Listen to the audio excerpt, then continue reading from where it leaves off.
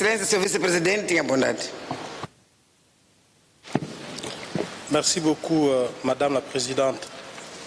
De prime abord, qu'il me soit permis, au nom de l'Assemblée nationale de la République démocratique du Congo, de toute la délégation qui m'accompagne au mien propre, de féliciter Madame la Secrétaire générale pour le nouveau poste qu'il occupe. Et nous lui promettons notre sincère et entier soutien. Honorable Présidente de l'Assemblée nationale de Mozambique et du Forum parlementaire de la SADC, Honorable Vice-président du Forum parlementaire panafricain, Honorable Présidente du Réseau des femmes parlementaires de la SADC,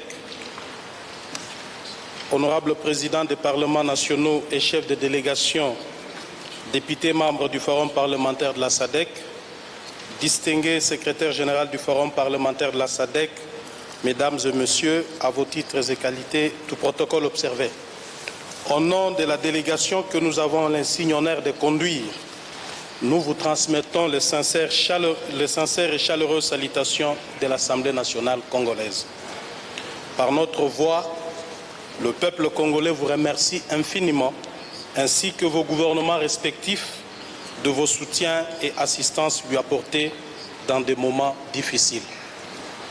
De même, il exprime sa solidarité ainsi que sa sympathie au peuple frère du Mozambique, durement éprouvé lors du passage des cyclones Idai et Kenneth en mars et avril dernier.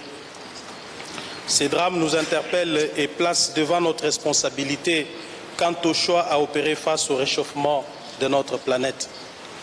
La tenue de cette 45e assemblée plénière du Forum parlementaire de la SADC, dont les thèmes s'intitulent « Changement climatique, atténuation et adaptation, les rôles des parlements vers la mise en œuvre de la déclaration de Paris et de la feuille de route de Katowice » tombe à point nommé.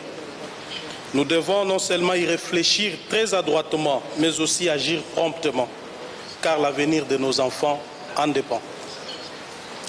De l'accord de Paris à la feuille de route de Katowice, la République démocratique du Congo prend une part active à ces grands enjeux mondiaux et attend jouer un rôle fondamental dans cette problématique, compte tenu des potentialités qu'elle offre au monde dans ce domaine.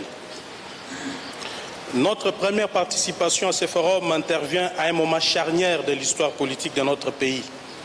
Pour la première fois, celui-ci connaît une passation pacifique et civilisée de pouvoir et dans la foulée, une alternance démocratique.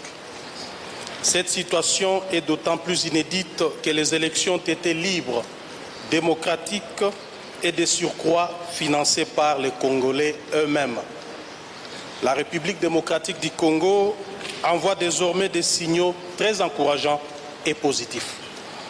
Sur le plan politique, la décrispation est désormais effective.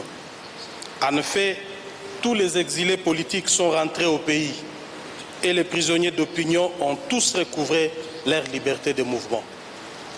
Les manifestations des partis politiques de l'opposition sont tolérées sur toute